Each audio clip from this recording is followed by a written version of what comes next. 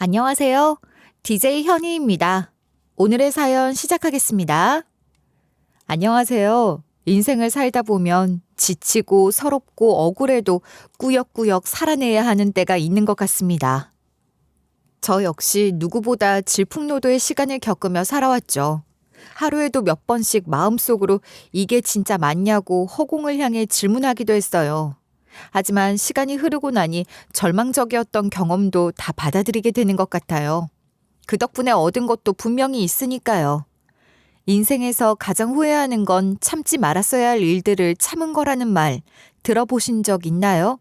제가 나름대로 적지 않은 세월을 살아오며 가장 가슴 깊이 공감한 한 줄이에요. 도대체 제가 뭘 후회했고 뭘 참지 말았어야 한다고 생각하는지 궁금하시죠?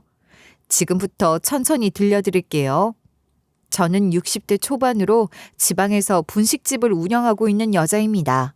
떡볶이, 김밥, 튀김, 잔치국수, 순대까지 별것 아닌 소박한 메뉴로 구성되어 있지만 남녀노소 단골이 생길 정도로 책임감 있게 꾸려나가고 있어요. 단순히 생계만을 위한 장소가 아니라 오랫동안 저한테는 안식처 같은 곳이었죠. 사실 저는 부모님과 오빠 한 명과 언니 둘과 함께 자랐는데요. 보통 4남매 중 막내라고 하면 사랑 많이 받고 자란 줄 알더라고요. 하지만 우리 부모님은 누가 봐도 오빠 바라기였어요. 아마도 저처럼 옛날 사람이라면 남아선호 사상이 얼마나 대단했는지 짐작하실 수 있을 겁니다. 우리 큰아들 얼굴 좀 한번 보자. 인물이 훤칠해서 빛이 나는 것 같구나. 아무리 하루가 피곤해도 네 얼굴만 보면 정신이 맑아진다. 내가 인생에서 가장 잘한 게 바로 너를 낳은 거야. 너는 우리 가족의 보물이라는 거 잊지 마라. 그래, 형남아. 너만 생각하면 엄마는 배도 안 고파. 어떻게 내 배에서 너 같은 아들이 나왔는지 모르겠어. 너는 가만히 있어도 엄마 아빠의 자랑이야. 괜히 부담 갖지 말고 옆에 있기만 하면 돼. 어차피 네 인생은 잘 될 거야. 요즘 말로 표현하자면 우리 오빠를 볼 때 부모님의 눈에서는 하트가 나오는 것 같았습니다. 먼 놈의 장남 사랑이 그리도 지극정성이었나 몰라요. 아침 밥상을 차릴 때부터 오빠의 젓가락이랑 숟가락은 따로 닦아서 수건으로 감싸 놓을 정도였거든요. 애초에 오빠 전용 젓가락과 숟가락이 따로 있기도 했죠. 그리고 명절 음식을 할 때도 오빠가 좋아하는 갈비찜이나 전 종류는 양을 넉넉하게 만들어 따로 챙겨뒀습니다. 일부러 오빠만 방에 들어가 혼자 입에 넣으며 만끽할 정도였어요. 이렇게까지 장남을 사랑할 거라면 차라리 우리 딸 셋은 안 낳는 게 낫지 않았을까 싶기도 했죠. 그런데 부모님이 생각하시는 우리 셋의 역할은 분명했습니다. 바로 부모님이 일을 나가시면 엄마를 대신해서 오빠의 밥을 차려줘야 했던 거예요. 솔직히 오빠가 가장 나이가 많으니 할 수 있는 것도 많지 않겠어요? 그런데 오빠는 당연하다는 듯이 우리 셋한테 집안일을 요구했습니다. 야, 나 지금 배고프니까 수제비 좀 만들어 봐라. 어차피 나중에 너네 시집 가면 다 해야 하는 거잖아. 지금 내 덕분에 미리 연습해 본다고 생각하고 손 빠릿빠릿하게 움직여봐. 물론 간도 적당히 맞춰야 한다. 도대체 오빠는 우리를 동생들이라고 생각하기는 하나 싶을 정도로 부려먹었습니다. 그나마 언니 둘은 오빠랑 나이 차이가 적어 대들기도 하고 거부하기도 하더라고요. 미친 거 아니야? 손이 없어 발이 없어. 나도 숙제해야 하니까 말 걸지 마. 뭐 얼마나 한심하게 살아가려고 이런 것까지 다 우리한테 시켜? 우리가 무슨 하녀인 줄 알아? 돈이나 주고 시키란 말이야. 그러니까 자꾸 성가시게 굴면 재미없을 줄 알아? 엄마랑 아빠 오시면 오빠 편이라고 기고만장한가 본데 지가 궁지에 몰리면 고양이를 물어버린댔어. 우리도 계속 당하고만 있진 않을 거라고. 저 역시 이렇게 오빠한테 언성을 높일 줄 알았으면 좋았을 거예요. 하지만 저는 막내라서 그럴 힘도 없었고요. 그나마 제가 예쁨 받을 수 있는 길이라고 생각해 순종하는 수밖에 없었습니다. 심지어 고사리 같은 손으로 오빠의 운동화를 빨래하는 것도 제 몫이었어요. 그런데 오빠는 이런 제 생각이라곤 티끌만큼도 하지 않는 사람이라 멋대로 똥을 묻히고 오기도 하고 진흙을 마구 밟고 오기도 했습니다. 그러고도 미안한 기색 없이 피곤하다며 저에게 물수건을 데워오라고 했죠. 그리고 저는 오빠의 양말을 벗겨 무릎 꿇고 발톱까지 깎아줘야 했어요. 지금 생각하면 그 시절의 제가 너무 안쓰러워서 눈물이 흐를 정도였던 것 같네요. 이렇게 오빠가 부모님의 기대를 한 몸에 받고 온갖 혜택을 누리고 있으면 본인도 성공할 수 있도록 노력해야 하잖아요. 그런데 오빠는 태평하기만 했습니다. 오빠는 왜 항상 그렇게 빈둥거려? 나중에 엄마랑 아빠한테 무슨 말을 하려고. 나라면 그렇게 여유롭게 못 살아. 도대체 부담감이라는 것도 못 느끼는 거야? 진짜 신기해서 뭐라 말도 안 나와. 야야, 너 말 다 했냐? 나는 어차피 인생이 잘 풀릴 거랬어. 노력은 너네 같은 애들이나 하는 거지. 나중에 후회하지 말고 지금부터 나한테 잘해. 언젠가 내가 성공해서 너네 먹여 살릴 날이 올 거니까. 도대체 뭘 믿고 저렇게 긍정적인 건지 비법을 물어보고 싶을 정도였습니다. 심지어 오빠는 7렐레 8렐레 놀기 바빴어요. 그저 여자 만나러 다니는 걸 너무 좋아했거든요. 그런데 우리 부모님은 오빠한테 언성 높일 생각이 전혀 없으셨어요. 이쯤 되면 정신 차리라고 멱살이라도 한번 잡을 법한데 그저 흐뭇하게 두고 보시더라고요. 우리 아들이 남자다워서 그런지 계집 애들한테 인기가 많은가 보구나. 원래 남자라면 좀 여자 마음을 흔들어 놓을 수 있어야지. 저 집 부모들은 이런 남자애가 근처에 있다는 것만으로도 고맙게 생각해야 돼. 그렇고 말고. 남자는 한 여자한테 묶여 살기 아까워. 저렇게 벌써부터 여자들을 끌고 다니는 걸 보면 꼭 내 젊은 시절을 보는 것 같다니까. 분명 어디 부잣집 여자애랑 결혼하게 될 거라고 믿어. 결국 오빠는 대학을 진학하기는커녕 백수로 지내다가 제가 20살이 되던 해 여자친구를 임신시키고 말았습니다. 심지어 오빠는 당황스러워하지도 않더라고요. 그저 본인이 원하는 대로 세상이 돌아간다는 듯이 책임지겠다며 큰소리쳤거든요. 까짓거 책임지면 되잖아. 뭐 어떻게든 되겠지. 원래 인생이 남들처럼 다 똑같이 살 수는 없는 법 아니겠어? 워낙 인기가 많아서 어쩔 수 없는 걸 어떡해. 이것도 운명이라면 받아들이는 게 사나이지 뭐. 만약 딸 셋 중 하나가 이런 사고를 쳤다면 집안이 벌집이 되고 말았을 겁니다. 하지만 우리 부모님은 감히 오빠를 말릴 수도 없었어요. 어떻게든 오빠의 뜻을 이루어줄 수 있도록 방법을 마련해야 했죠. 그런데 우리 집 형편에 며느리랑 손주를 갑자기 맞이하려니 비상이 걸릴 수밖에 없더라고요. 결국 우리 부모님은 고민 끝에 저를 시집 보내기로 하셨습니다. 그러면서도 우습게도 집안을 일으켜 세우실 수 있었어요. 그리고 저는 얼떨결에 띠동갑 남편을 맞이하게 됐죠. 원래 한 집안에서 딸은 가족을 위해 희생할 줄 알아야 한다. 너만 순순히 가면 우리 가족은 편하게 지낼 수 있어. 괜히 뒤돌아볼 생각하지 말고 가라. 어차피 너도 여기 있는 것보다 그 집안에 가는 게 훨씬 나을 거야. 아무리 그래도 저 엄마 딸인데 소중하지 않으신 거예요? 이렇게 그냥 보내버리셔도 후회하지 않을 자신 있으시냐고요. 어떻게 망나니 같은 오빠를 위해 저를 버릴 수 있는 거예요? 제발 다시 한번 생각해 주세요. 누가 망나니야. 나는 후회 같은 거 안 한다. 괜히 너 데리고 있어봤자 도움되지도 않아. 괜히 아쉬운 소리 하지 말고 얼른 갈 준비나 해. 나중에 시간이 지나면 이게 더 좋은 선택이었다는 걸 알게 될 거다. 아무리 제가 귀하지 않은 막내딸이라고 해도 제대로 알지도 못하는 남편과 평생을 같이 살아가려니 눈물이 났습니다. 그런데 남편은 제 예상과 달리 다정하고 좋은 사람이었어요. 항상 말도 부드럽게 하고 저를 기다려줬거든요. 심지어 제가 친정을 그리워할까봐 몇 번을 데려다 주겠다고 말을 꺼낸 적도 있었습니다. 다만 제가 환영받지 못할 것을 알아 매번 거절했죠. 그래도 남편은 아직 어리숙한 저를 한 번도 다그치지 않는 고마운 사람이었어요. 비록 처음부터 사랑이 있었던 건 아니지만 괜찮은 결혼이었다고 확신할 수 있었답니다. 결국 저는 정이 들어 딸 하나랑 아들 하나를 낳고 오순도순 행복하게 살았어요.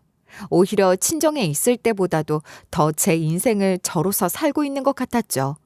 보통 자녀를 낳고 나면 남편의 마음이 변하기도 한다던데 저는 변함없이 남편의 사랑을 듬뿍 받았으니까요. 그런데 저에게 행복한 인생은 사치라는 듯이 남편이 먼저 심장마비로 세상을 떠나고 말았습니다. 여보, 제발 눈 좀 떠봐요. 이대로 우리 두고 간다는 건 아니죠?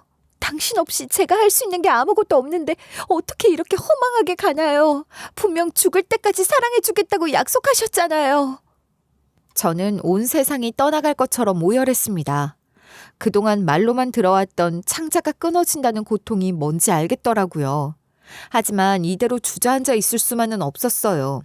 아무래도 제 곁에는 초롱초롱 두 눈 뜨고 있는 자식들이 있었으니까요. 물론 저를 항상 지켜주고 안아주던 남편이 부재한 상황에서 자식을 둘이나 키운다는 건 쉽지 않은 일이었습니다. 그나마 요리 하나는 자신이 있었기 때문에 분식집 장사를 하며 생계를 살필 수 있었던 것 같아요. 비록 돈도 내지 않고 도망가거나 음식 맛이 입에 맞지 않다며 환불을 요구하는 골치 아픈 경우도 있었지만 어떻게든 버텨내야 했어요. 결국 저는 딸을 대학까지 보내는데 성공할 수 있었죠. 엄마, 저 대학 붙었어요. 이거 절대로 제가 잘해서 해낸 거 아니에요. 다 엄마가 키워주셔서 가능했던 거예요.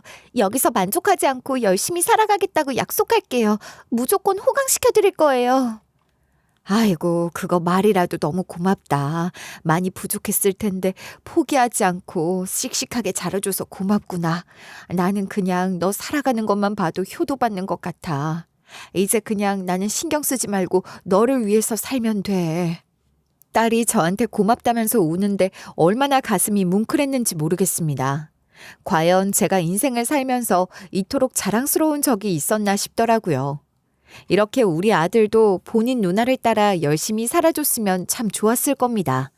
하지만 환경이 어렵다는 핑계를 대면서 놀고 먹기 바쁘더라고요. 아빠가 먼저 돌아가셨는데 제가 사람 구실하면서 살길 바라세요? 이 정도면 만족하셔야 하는 거 아니에요? 저는 어차피 망한 인생이니까 기대하지 마세요. 아무것도 저한테 바라지 마시라고요. 얼마나 속이 타들어갔는지 모르겠어요. 아무래도 먼저 떠난 남편 앞에서 떳떳하고 싶었으니까요. 하지만 아들은 사춘기에 들어서면서부터 더욱 꼬이기 시작했습니다.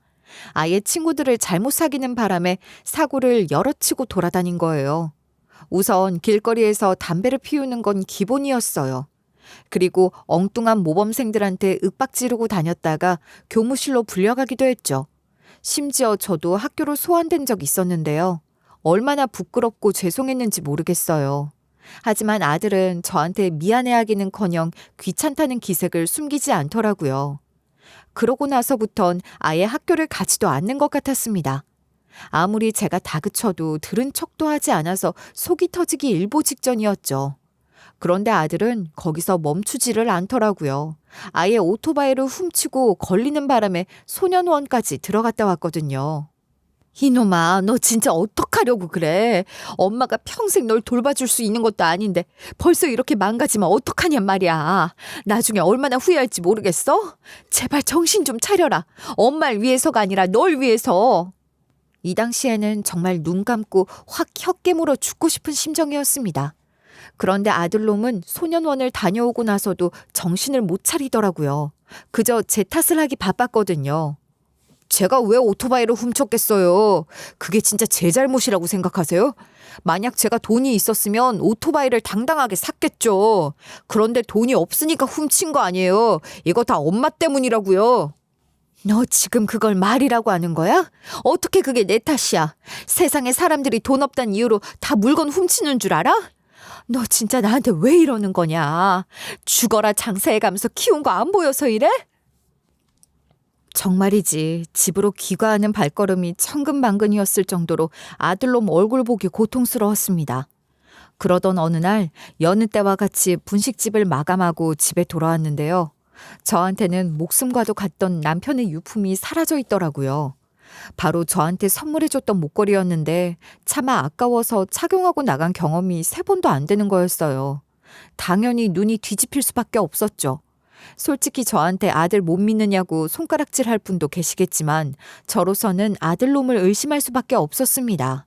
그런데 아들놈 방문을 열어보니까 이놈이 제 목걸이를 팔아 고스톱을 치고 있더라고요.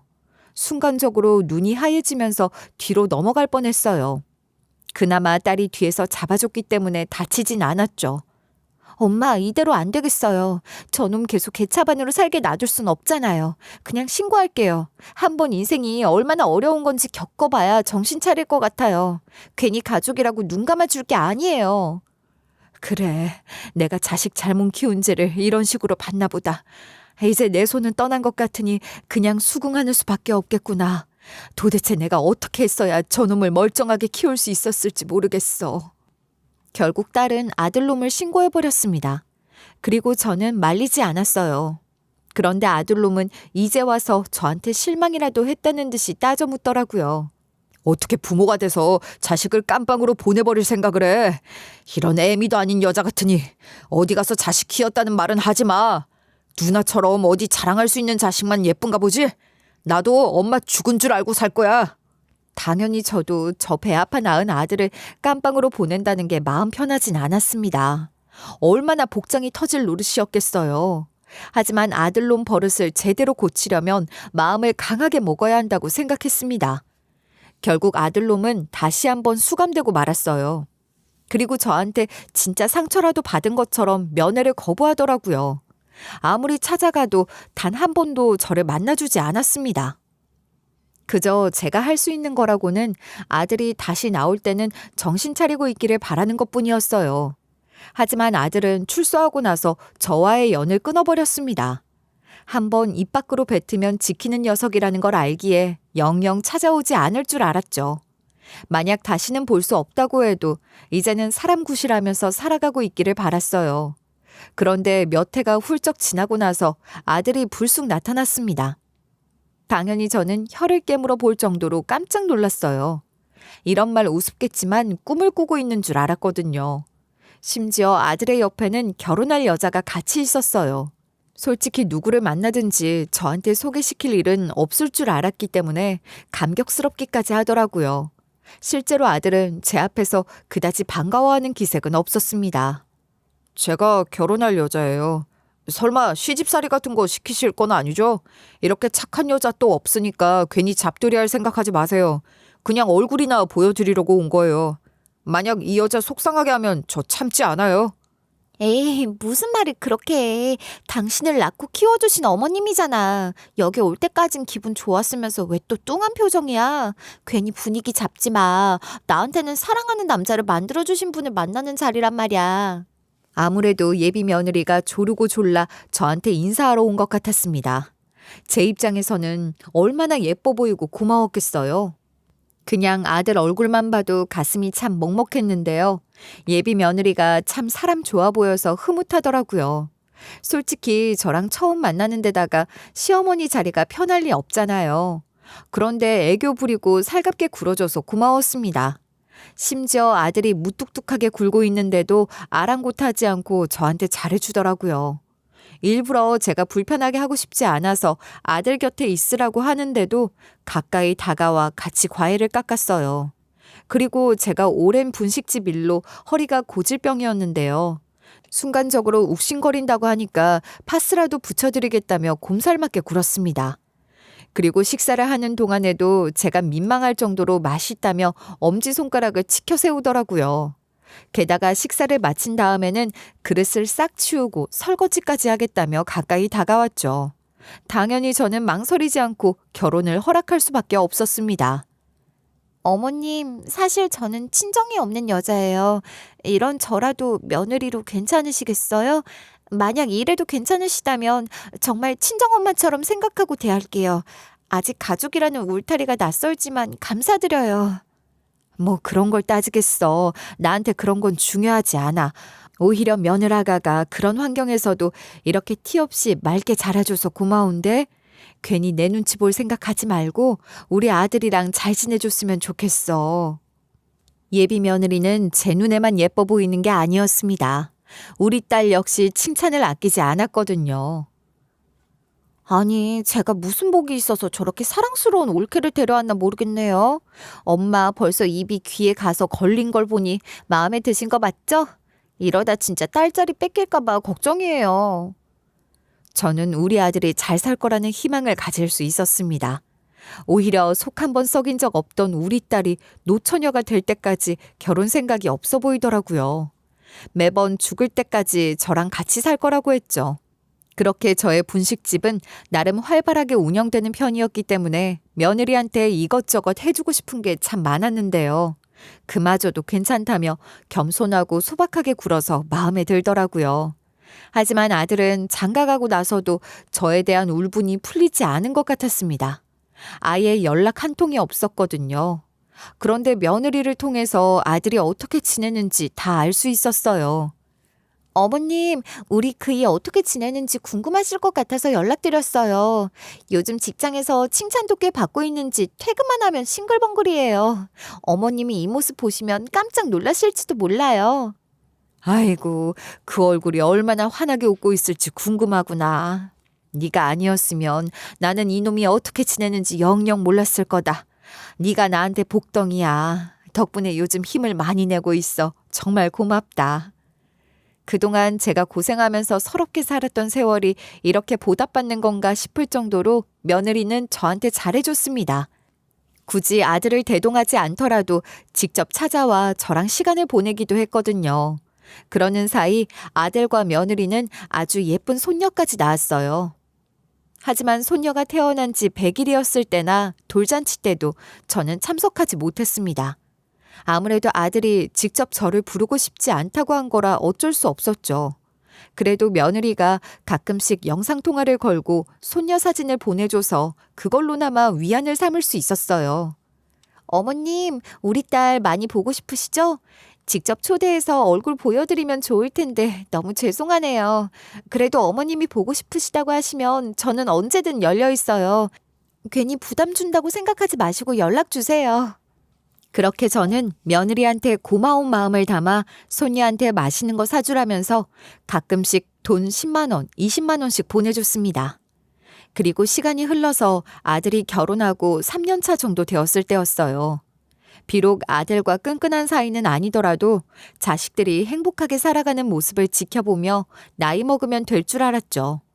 그런데 저에게 청천벽력 같은 소식이 떨어지고 말았습니다. 갑작스럽게 며느리에게 전화가 왔는데 이상하게 목소리가 울먹이고 있더라고요. 어머님, 너무 놀라지 말고 들으셔야 해요. 그이가 병원에서 간암 진단을 받았어요. 아직 젊은데 어떻게 이럴 수 있을까요?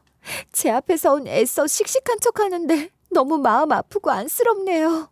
아니, 나이를 한참 먹은 제가 병에 걸린 것도 아니고 아들이 간암 진단을 받았다고 하니 얼마나 놀랐겠어요. 아직 우리 아들은 30대 중반이었단 말이에요.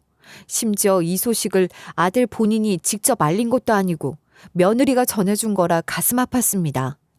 결국 저는 분식집을 직원들에게 부탁하고 딸과 함께 서울로 올라갔어요.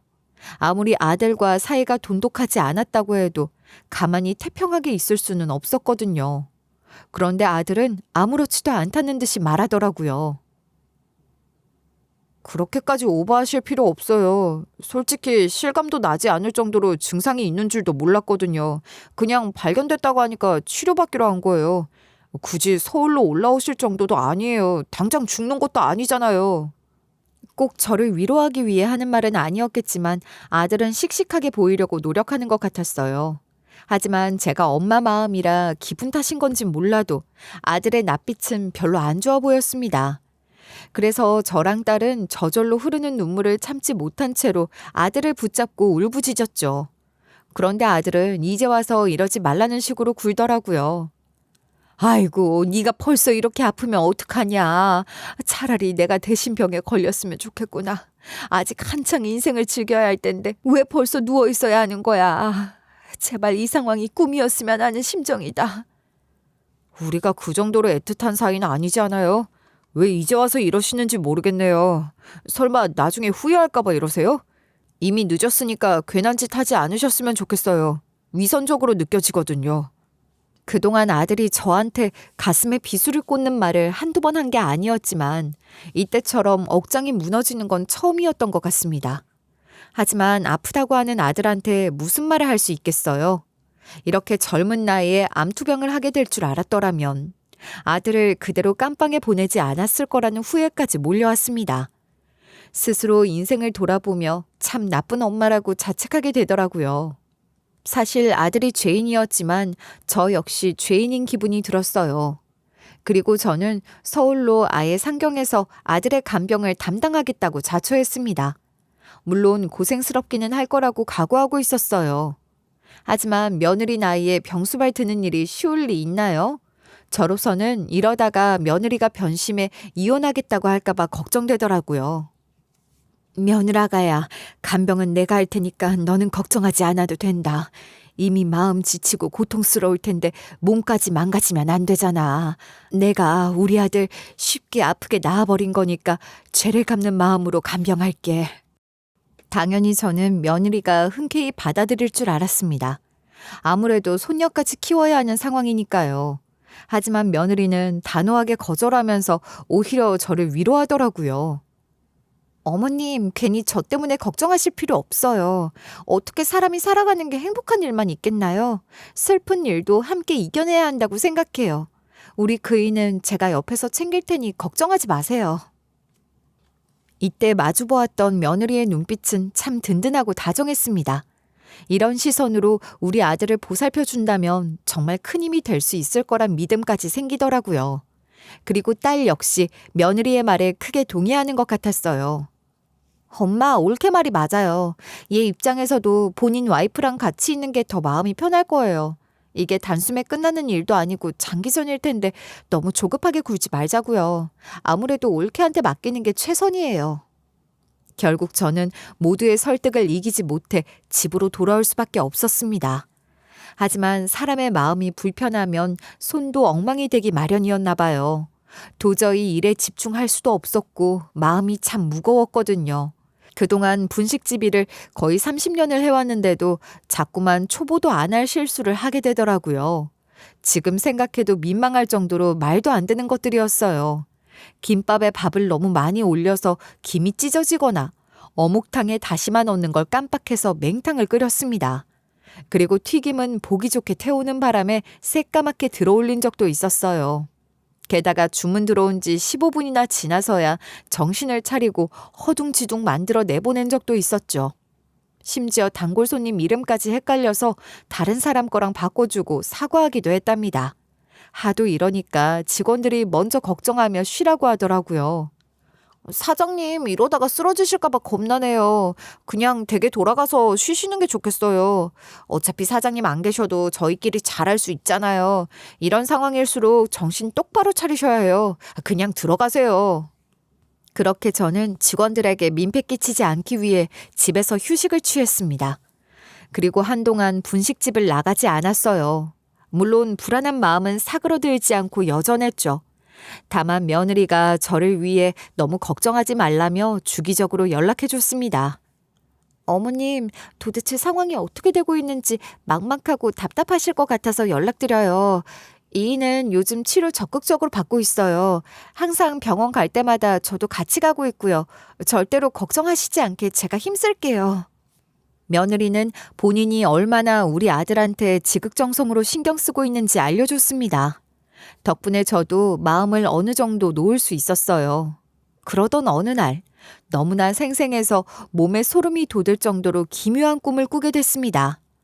갑자기 아들이 세상을 떠나버리고 만 거예요. 아무리 꿈이라고 해도 가슴 깊이 슬퍼할 수밖에 없었죠. 그런데 단순하게 간암으로 병사한 게 아니라고 하더라고요. 글쎄 우리 아들이 35밖에 안 됐는데 비명행사했다는 거예요. 당연히 저는 이거 뭔가 이상하다 싶어 부검을 하자고 했죠. 그런데 며느리의 반응이 뭔가 싸늘했습니다. 빨리 화장이나 하죠. 무슨 부검 같은 걸 하자고 해요. 괜히 미련 갖지 마세요. 이미 저 세상으로 훌쩍 떠나버린 사람이잖아요. 우리라도 정신 차리고 똑바로 살아야죠. 어머님이 우긴다고 될 게 아니에요. 며느리는 눈을 부릅뜨고 저를 노려봤습니다. 그래서 저는 어떻게든 화장을 막겠다는 각오를 하고 관뚜껑을 열어버렸어요. 그런데 순간적으로 제가 숨이 멎을 것처럼 깜짝 놀라면서 꿈에서 깨더라고요. 아무리 제가 요즘 마음이 불편해서 꿈에 반영된 거라고 해도 이런 꿈을 꾸고 멀쩡히 일상생활을 할 수 있는 사람이 어디 있겠어요. 저는 더는 못 참겠다 싶어 바로 서울로 상경해서 아들 집을 찾아갔습니다. 아무리 아들이 문전박대한다고 해도 두 눈으로 살아있는 모습을 확인해야겠더라고요. 물론 말은 하지 않고 찾아갔죠. 어차피 또 걱정하지 말라면서 만류할 게 뻔하니까요. 그런데 아들 집에 도착해서 몇 번을 초인종을 눌러도 대답이 없는 겁니다. 예, 집 안에 있는 거지? 왜 초인종을 눌러도 대답도 없고 문을 열어주지 않는 거냐? 괜히 귀찮게 하려는 게 아니라 잘 지내고 있는지만 확인하고 싶어서 왔다. 얼굴만 보여주면 얌전히 돌아갈게. 분명 병원에 갈 때는 며느리가 연락을 주고 있었거든요. 그래서 뭔가 이상하다 생각해 조급한 마음으로 열쇠 수리공을 불러 문을 따고 들어갔습니다. 그런데 문이 열려 황급하게 집 안으로 들어갔더니 아들이 거실 소파에 반쯤 쓰러져 있더라고요. 그리고 아들의 앞에는 반쯤 비운 머그잔이 있었죠. 뭔가 냄새가 이상하다 느껴서 바로 신고하고 병원 응급실로 이송했어요. 그런데 병원에서 들려준 이야기는 저를 무너지게 만들었습니다. 글쎄 검사 결과 아들이 마신 액체 속에서 소량의 쥐약 성분이 검출됐다는 거였어요. 다행히 응급처치를 통해 회복 중이라고는 했지만 어디 간암 투병 중인 환자가 그런 걸 마신단 말입니까? 심지어 장기간 복용한 흔적까지 확인되고 말았어요. 아예 혈액 응고 수치가 비정상적으로 낮다고 했고요. 간 수치가 망가져 있었다고 했거든요. 그래서 저는 아들이 정신을 추스리고 나서 도대체 어떻게 된 일인지 물었습니다. 그런데 아들은 우물쭈물거리면서 제대로 대답을 안 하더라고요. 이놈아, 왜 입을 시원하게 열지 않는 거야? 너는 안 그래도 이 어미보다 먼저 저 세상 떠나게 생긴 불효자면서 명까지 앞당겨질 뻔한 거라고. 도대체 왜 이런 건지 알아야 이 어미도 대책이 서지 않겠냐? 얼마나 더 속을 시커멓게 만들 셈이야? 저는 거의 아들을 붙들고 울부짖었습니다. 솔직히 감정대로 행동하긴 했지만 아들이 뿌리쳐버리지 않을까 싶었어요. 워낙 저한테 적대감을 갖고 있었으니까요. 하지만 아들은 조심스럽게 자초지종을 털어놓기 시작했습니다. 엄마, 이거 사실 누가 저를 해하려고 한 게 아니에요. 이번이 처음도 아니고요. 제가 스스로 마셔온 거예요. 설마 엄마가 저를 발견하시고 구해주셨을 줄은 몰랐어요. 이대로 먼저 가버리려고 했는데 죄송해요. 누군가 제 뒤통수를 후려친 것처럼 충격을 받을 수밖에 없었습니다. 도대체 제 아들이 왜 스스로 저 먹어서는 안 될 것을 입에 댔냐고요. 그런데 그 이유가 참 기가 막히더라고요. 글쎄 며느리가 아들한테 생명보험이랑 암보험을 들어놨는데요. 어차피 간암 걸려서 죽을 거니까 하루라도 빨리 가서 보험금으로나마 도움을 줬으면 좋겠다고 사정을 했다는 겁니다. 이제 당신 없이 혼자 딸 키우면서 살아갈 내가 불쌍하지도 않아? 마지막 선물이라고 생각해줘. 그동안 내가 당신한테 정말 잘하면서 살았잖아. 다른 건 더 바라지도 않을 테니까 그냥 시기만 앞당기면 돼. 그게 지금 아픈 사람한테 할 소리야? 일부러 나중에 더 많이 슬퍼지기 전에 나랑 정 떼어놓으려고 그러는 거냐고. 굳이 당신이 들쑤시지 않아도 나는 이미 충분히 힘드니까 그만해. 못 들은 걸로 할게. 처음에는 아들도 충격과 상처를 받았다고 했습니다. 그리고 어떻게든 치료를 열심히 받아 살아남고자 하는 마음이 있었기 때문에 거절했다고 하더라고요. 하지만 며느리의 부탁은 집요하고 끈질겼다고 하더군요. 거의 귀에 딱지가 앉을 정도로 아들한테 간청했다고 했습니다. 내가 나 좋으라고 이러는 줄 알아? 나도 우리 딸 잘 키워보려고 방법을 강구하는 거잖아. 안 그래도 아빠 없는 애라고 손가락질 당하면서 잘할 텐데 돈이라도 있어야 할 거 아니냐고. 이거 다 우리 딸을 위해서 그러는 거야. 며느리 이 야가 빠진 년이 손녀를 운운하면서 가스라이팅한 것 같더라고요. 그러다 보니 아들도 결국 생명 단축을 위해 먹어서는 안 될 것을 복용할 수밖에 없었던 거예요. 이제야 그동안 며느리가 왜 저한테 병간호하지 못하도록 뜯어말린 건지 알겠더군요. 아예 아들한테 접근하지 못하도록 막아세운 거였죠. 그렇게 아들은 본인이 사랑하는 배우자와 자녀를 위해 희생한다는 정신으로 지속적으로 복용해왔다고 했습니다. 그런데 우연히 들어서는 안 될 말을 들어버렸다고 하더라고요. 이 사람은 아무것도 몰라. 그냥 나를 쏙 빼닮은 자기 딸인 줄 알아. 비웃음 나오는 걸 겨우 참고 있어. 우리 딸 하루하루 자랄 때마다 너랑 닮은 것 같아서 그리워 죽겠다. 나중에 시간 되면 얼굴이나 보자. 글쎄 손녀가 아들의 핏줄이 아니었던 겁니다. 심지어 며느리는 내연남이랑 꾸준히 연락을 주고받고 있었나 봐요. 그러니 아들이 통화를 엿듣고 크게 상심하게 된 거죠.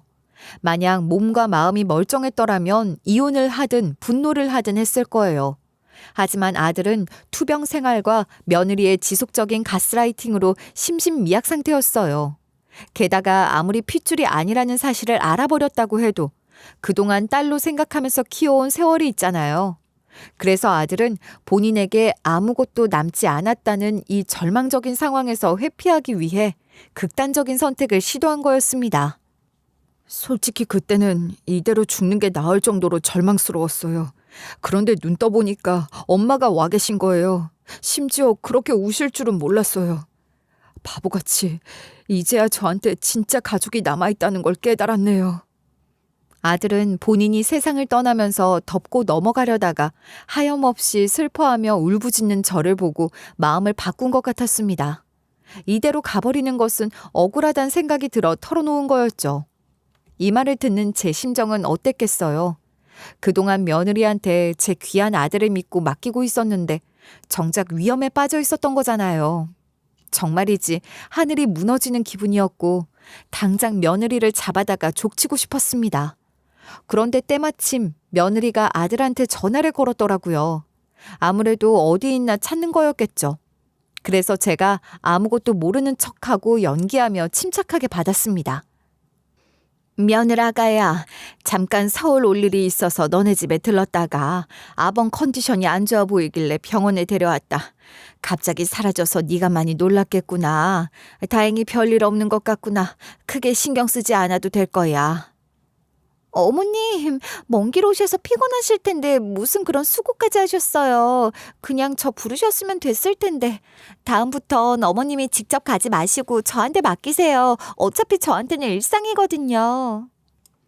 얼마나 가증스럽게 느껴졌는지 모릅니다. 우선 저는 그냥 넘겨버릴 수 없는 일이 발생한 만큼 며느리를 방심시키기 위해 그저 살가운 척 대화하고 끊어버렸어요. 그리고 며느리가 아들에게 암투병충이라는 취약한 건강 상태를 이용해 지속적으로 먹으면 안 되는 걸 강요했다고 경찰에 신고했죠. 처음에는 며느리가 강력하게 발뺌하면서 저를 나무라더라고요. 어머님, 무슨 억하심정이 있으시길래 저를 사지로 몰아넣으시는 거예요? 어떻게 어머님 대신 그 일을 지극정성으로 병수 말든 며느리를 뒤통수 칠 수 있냐고요. 나중에 후회하셔도 소용없어요. 사람들이 손가락질 할 거예요. 이렇게 낯짝이 두꺼운 불효시일 줄은 몰랐습니다. 하지만 며느리가 아무리 끝까지 그런 적 없다고 잡았대도 경찰의 조사 결과 아들이 녹취한 파일이 있어서 자백할 수밖에 없었어요. 결국 며느리는 이상한 궤변을 남기면서 변명하더라고요. 아기를 갖고 그런 건 아니에요. 그이만 의지하고 살다가 홀로 남게 생겼는데 딸까지 책임지려니 고민스러웠어요. 어차피 저 세상 갈 거면 더 의미 있게 가는 게 낫잖아요. 그이가 투병으로 괜히 고통받으면서 얇고 길게 사는 것보다 하루빨리 해방시켜주고 싶었어요. 심지어 며느리는 저한테 되도 않는 요구를 덧붙이기도 했습니다. 어머님, 그래도 제가 내조 열심히 했던 건 인정하시죠? 제발 마음 푸셔서 용서해 주세요. 저 이렇게 깜빵 갈 순 없어요. 평생 방송할 테니까 괜찮은 변호사 좀 고용해 주세요. 그동안 딸처럼 생각하셨잖아요. 당연히 저는 마음이 흔들리지도 않았고요. 아예 호통을 치면서 거절해버렸어요. 지금 누가 누구 보고 변호사를 고용해달라는 거야? 마음 같아서 내 손으로 너를 처리해버리고 싶다. 어떤 죗값을 치르게 되든 네 잘못이니까 알아서 감당해. 괜히 피할 생각하지 마라, 이 요망한 거사. 결국 며느리는 우리 아들이 실제로 저 세상에 가진 않았더라도 그 의도가 인정돼 징역형을 선고받았습니다. 아무리 우리 아들을 지극정성으로 간병했다고 우겨도 소용없었죠. 하지만 언젠가 출소할 수 있어서 그런지 이혼은 못 해주겠다고 하더라고요. 안에서 충분히 반성하고 나갈 거예요. 개과천선한 다음에 내조하면 되잖아요. 남은 인생은 그이 곁에서 죗값 치르면서 살게요. 이혼만은 해드릴 수 없어요. 그러면 저한텐 진짜 아무것도 남지 않는다고요. 너 같은 건 옆에 뒀다가 우리 아들이 또 무슨 마음고생하라고. 계속해서 고집 피운다고 답이 나올 줄 아나 본데 절대로 뜻대로 되진 않을 거다. 그 안에서 철저히 혼자 어떻게 살아갈지 고민해야 할 거야. 당장 우리 아들은 간암으로 투병 중인데 남은 인생 동안 마음 편하게 살 수 있도록 도와줘야 하지 않겠어요? 이런 년을 계속해서 제 며느리로 둘 수는 없었습니다. 그래서 우리 아들이 며느리 상대로 이혼 소송과 함께 위자료를 받아낼 수 있도록 도왔어요. 물론 저만 힘썼던 거 아니고 딸의 역할이 컸습니다. 그렇게 저는 우리 아들이 전 며느리랑 무사히 이혼할 수 있어서 마음을 놓았는데요. 한편으론 저보다 더 의지했던 배우자에게 정신적으로 지배를 당함으로써 배신당한 거잖아요. 얼마나 가슴이 아플까 싶어서 걱정이 되더라고요. 하지만 아들은 투병 생활을 하면서 많이 생각이 바뀌고 의연해진 것 같았습니다. 오히려 저한테 감사하단 마음을 전해왔거든요. 제가 먼저 엄마를 등졌던 만큼 이제 의지할 곳이라곤 그 여자뿐인 줄 알았어요.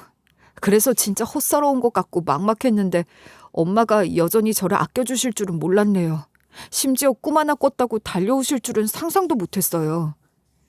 비록 우리 사이가 긴 시간 동안 엇나가 있었지만 너는 영원히 내 아들이다.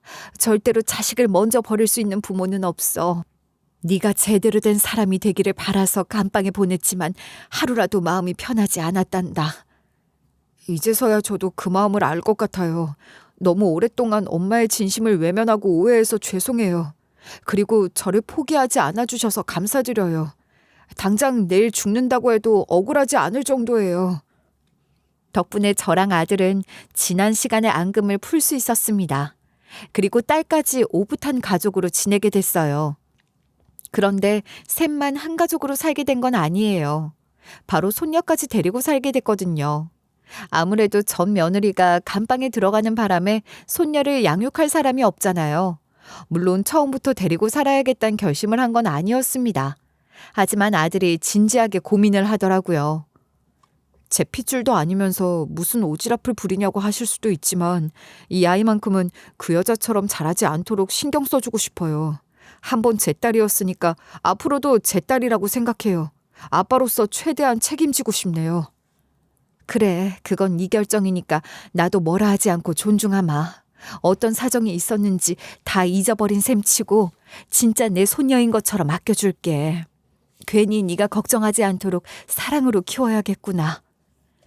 그렇게 저랑 딸이 손녀를 실질적으로 양육 중인데요. 본인 엄마와 떨어지게 된 거라 많이 울까봐 걱정했지만 밝게 자라주고 있었습니다. 얼마나 씩씩하고 쾌활한지 집안 분위기가 저절로 밝아졌어요. 아침마다 유치원에 가기 전에 제 앞에서 양말을 양손에 끼우고 인형놀이 하듯 장난을 치는데요. 사랑스러운 목소리로 이거 좀 보라고 할 때마다 꼭 회춘하는 것 같아요. 그리고 주말마다 같이 마트에 가면 손 꼭 잡고 걷다가 과자 코너 앞에서 윙크를 날립니다. 주변에 있던 다른 사람들까지 웃음이 날 정도로 귀여워요. 그리고 예의도 바른 아이라 밥 먹을 때면 꼭 저 먼저 수저를 들 때까지 얌전히 기다리더라고요. 게다가 밤에 잘 때는 제가 배를 토닥여 줄 때까지 버티고 있어요. 꼭 제가 없으면 본인의 하루를 끝낼 수 없다는 듯이 구는 거죠. 이제 할머니 안 계시면 너무 허전할 것 같아요. 항상 포근하고 고소한 냄새가 나면 할머니 생각나요. 어제도 유치원에서 할머니 자랑했는데 다들 우리 집 놀러 오고 싶댔어요. 그래도 할머니는 제 할머니니까 다른 애들 너무 예뻐해주지 마세요. 왜 제가 회춘할 것 같다고 하는지 아시겠죠? 비록 표독스러운 전 며느리의 핏줄이라지만 우리 아들이 딸처럼 생각하기에 저도 사랑만 주고 있습니다. 오히려 이 세상을 살아가면서 마음 다치지 않도록 지켜주고 싶다는 책임감이 강해지고 있는 것 같아요. 꼭 제 새끼들을 키우던 시절처럼 정성을 다해 보살피고 있는 거죠. 그리고 우리 아들은 희망이 많이 없는 편이었는데요. 저와 딸의 정성스러운 보살핌 덕분인지 간이식이 가능해졌습니다. 그래서 우리는 희망의 끈을 붙잡아 수술을 마쳤어요. 다만 간이식을 받고 나서도 기존의 면역 항암 영향으로 인해 간이식 거부가 심한 편이더라고요. 결국 2차 면역 억제제 치료까지 해야 했지만 감사한 의료진 분들 덕분에 무사히 퇴원할 수 있었답니다. 지금은 예전 같은 컨디션을 유지하지는 못하더라도 잘 지내고 있어요. 엄마, 누나 진짜 고마워요. 우리 집에서 제일 못난 아들이었는데 결국 가족 덕분에 웃고 있네요. 조금만 더 기운 생기면 뭐라도 보답하고 싶어요. 절대로 이 빚을 잊지 않을 거예요. 정말 많이 사랑해요. 가족끼리는 빚졌다는 생각하는 거 아니다. 네가 우리 옆에서 웃어준다면야 뭘 못하겠어. 그냥 네 기운 차리는데 힘쓰고 우리한테 미안해하지 마라. 그냥 나는 내 새끼들하고 이렇게 일상을 보내는 것만으로도 행복하다. 저도 한때는 왜 제 인생이 이렇게 꼬이고 아픈 일밖에 없어야 하는지 많이 울었습니다. 솔직히 속이 문드러지는 것 같은 순간들도 많았던 것 같아요. 하지만 지금은 살아있기를 잘했다는 생각이 들어요. 역시 끝까지 가봐야 안다는 말이 틀리지 않는 것 같네요. 앞으로 살아가면서 또 인생이 어떻게 흘러갈지 모르겠어요. 하지만 저는 이제 겁을 내지 않고 희망만 가지려고 합니다. 왜냐하면 제 곁에는 사랑하는 가족이 있으니까요. 무슨 일이 발생하더라도 사랑으로 이겨낼 수 있을 거라고 믿는 거죠. 그러니까 사연을 들어주신 여러분도 꼭 삶을 포기하지 마세요. 언제나 제가 여러분을 응원하고 있을게요. 지금까지 들어주셔서 감사합니다.